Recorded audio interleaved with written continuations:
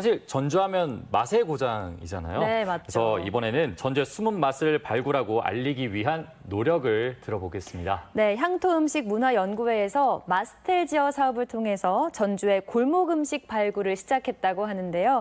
김인순 사무국장과 함께 자세한 이야기 나눠보겠습니다. 네, 안녕하세요. 안녕하세요. 네, 먼저 향토음식문화연구회가 추진하고 있는 이 마스텔지어라는 사업, 어떤 사업인지 간단히 소개해 주시죠. 네. 마스텔지어라고 하는 것은 우리 골목에 숨겨져 있는 음식점들을 찾아내서 홍보하고 그다음에 많이 애용을 했으면 좋겠다라고 하는 의미에서 시작이 되었고요. 이 마스텔지어 사업은 이제 저희가 자체적으로 찾는 게 아니라 SNS나 다른 그 홍보를 통해서 시민들로부터 제보를 받습니다. 그래서 많이 들어오는 사업들, 아니 업체들을 선정을 해가지고 1번부터 100번까지 쭉 한번 저희가 리스트를 만들어 보고요. 네. 그 안에서 다시 또 선정위원회에서 기존에 이 어떤 곳인가라고 하는 걸 파악하고 난 다음에 다시 50곳을 선정을 해서 직접 맛도 보고 또 주인분들하고 같이 음식을 만드는 분들하고 인터뷰도 할 계획입니다.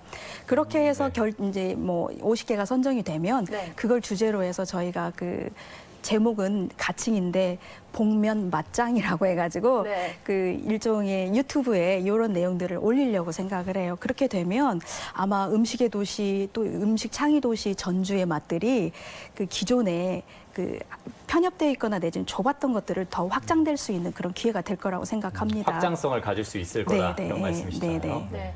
일부러 맛집을 찾아가는 저로서는 참 좋은 사업일 것 같은데 그러니까요. 네, 이 사업을 추진하게 된 특별한 계기가 있을까요? 네, 두 가지가 있었어요. 첫 번째는 전주 음식의 평가절 하입니다. 그러니까 비빔밥이 비싸다고 언론에서도 뭐라고 하시고 또 여행 오신 분들도 말씀들을 하시는데 파스타 가격은 실은 굉장히 제가 보기에는 비빔밥보다 비싸야 될 이유를 저는 잘 못 찾겠더라고요. 그런데도 불구하고 파스타 가격에는 딱히 딴지를 안 거는데 전주 비빔밥에 관련해서는 굉장히 엄격한 판단들을 많이 해주시는 것 같아서 그게 개인적으로 이제 서운했고 그래서 이게 전주 음식이 얼마나 정성스럽고 또 그 우리 건강에 좋은 것인가라고 하는 것을 알리는 그런 계기가 되었으면 좋겠고 정말 아이러니하네요. 서양 음식에게는 관대하고 우리 음식에게는 엄격하고 이러면 안 되지 않습니까? 그렇죠. 일종의 제가 개인적으로는 그걸 음식 사대주의라고 표현을 하는데 근데 그런 부분들을 저희가 내부적으로 좀 극복했으면 좋겠고 두 번째는 전주의 음식점 개수가 일반 음식점 개수가 7,847개예요. 그리고 전주의 가구 수는 25만 가구거든요. 음식점 하나가 30가구를 마크한다고 보시면 됩니다. 그러니까 엄청나게 음식점이 많다라는 것이죠. 그런데 이게 그 자영업 비율이 높다 보니까 또 자영업의 또 폐업률도 엄청 높습니다. 그럴 수밖에 그래서 없죠. 저희가 이 유명한 데 말고 조그마한 곳들, 열심히 살고 있는 곳들을 찾아서 홍보 좀 해보자. 그래서 자영업의 폐업률도 줄이고 그다음에 아까 말씀드린 것처럼 전주 음식의 가치, 자존심도 같이 한번 올려보자라고 하는 의미에서 시작을 했습니다. 네, 그 쉰곳의 골목 식당이 어서 빨리 등장했으면 좋겠는데요. 이 앞서 말씀하신 것처럼 이 사업이 유네스코 음식 창의 도시 이 전주를 활성화하는 데도 굉장히 도움이 될 거다 이렇게 말씀해 주셨어요. 근데 시청자 여러분들 중에서는 이 유네스코 음식 창의 도시라는 이 단어가 좀 생소하게 느껴지시는 분들도 있을 것 같은데 홍보가 좀 덜 된 걸까요? 저희는 나름대로 그 당시 홍보를 열심히 했다고 생각을 하는데 잘 모르시는 분들이 있더라고요. 실은 유네스코 음식 창의 도시에 가입이 된 것은 2012년도 5월이었어요. 그러니까 지금으로부터 한 7년, 뭐 5년, 6년 정도, 6년 정도 됐네요. 근데 이제 그 이후에 이 사업들이 활발하게 진행이 안 되다 보니까 가입만 한 상태고 실제 이것들을 산업화하는 것이 목적이었거든요. 그런데 그게 안 된 게 개인적으로 좀 서운하고요. 유네스코 음식 창의도시라고 표현하는 것은 그 소도시가 가지고 있는 주요한 자원들을 네트워크화해서 지역의 먹거리로 만들어 주겠다라고 하는 게 가장 주요한 사업의 목적이에요.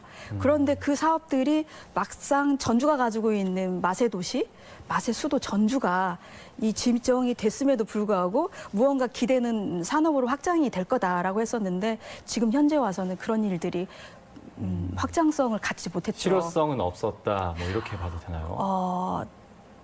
저는 그게 좀 다소 부족했다. 문제가 그 사이에 그러니까 행정이 이제 이게 바뀌면서도 문제가 있었던 것 같고 그거에 대한 가치를 판단하는 부분에 있어서도 좀 인식의 차이가 있었던 것 같아요. 네.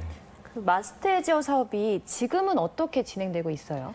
현재는 이제 이 음식점 개수가 다 결정된 건 아니고 네. 제가 지금 현재 받은 건 250여 개가 돼요. 네, 그리고 상당하네요. 250여 개 안에서도 그 여러 사람이 추천하는 곳들이 있거든요.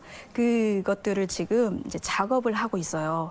그러니까 2달 동안 시민들로부터 이제 제보를 받고 네. 그걸 가지고 쭉 저희가 리스트 작업을 하게 될 거고 그 안에서 다시 선정하는 작업도 이루어지게 될 겁니다. 선정 작업이 이루어지게 되면 이제 팟캐스트까지 연결을 해보려고 합니다. 네, 이 사진상으로도 전주 시내 곳곳에 이 골목 상권들이 한 장씩 보이고 있는데 정말 다 잘 됐으면 좋겠습니다. 네.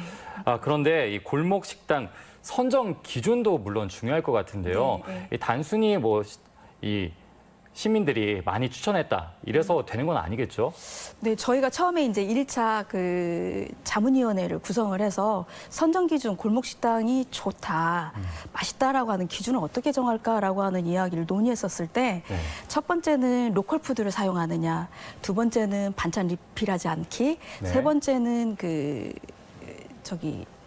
음식점의 청결 상태가 어떻냐, 네. 그렇죠. 그다음에 특별한 스토리를 가지고 있느냐, 그다음에 6개월 이상 이 업을 지속했느냐, 그다음에 이 주인의 장인 정신이 있느냐, 이걸 한번 교집합으로 묶어야겠다라고 이제 제안을 하셨는데 하고 보니까 네. 이 범위 안에 들 수 있는 사업체가 많지 않다 그러면 이게 로컬 푸드를 사용한다라고 하는 것 자체는 실제로 가격에 대한 문제가 있기 때문에 일반인들이 접근하기에는 상당한 부담이 된다. 그래서 이걸 일단 합집합으로 두고 시민들이 제안해 오는 것들을 다 모아보고 난 다음에 이 안에서 기준을 좀 유연하게 결정을 해보면 어떨까라고 하는 것까지는 저희가 현재는 합의를 봤습니다.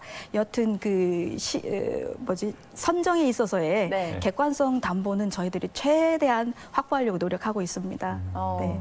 네, 아까 선정 알겠습니다. 기준이 사실 소비자들이 원하는 기준이긴 네. 하거든요. 그렇죠. 근데 또 어떻게 보면 까다로울 것 같기도 합니다. 저희 입장에서는 까다로웠으면 좋겠죠. 또. 네. 까다로움에 아마 진입할 수 있는 게 적을 수도 있어요. 네. 네. 아까 자문위원회를 열었다고 하셨는데 자문단에는 어떤 분들이 함께 하시나요? 전주시에서 음식 장인으로 지정하신 고미옥 대표인 우순덕 선생님도 계시고요.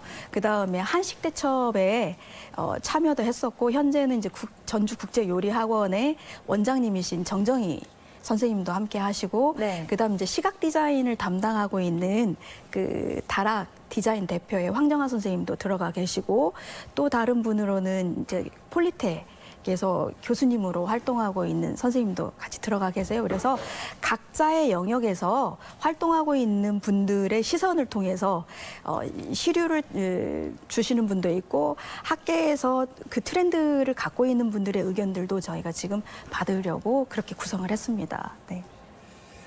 네, 알겠습니다. 오늘 말씀은 여기까지 듣도록 하겠습니다. 네. 네. 고맙습니다. 감사합니다. 감사합니다. 네.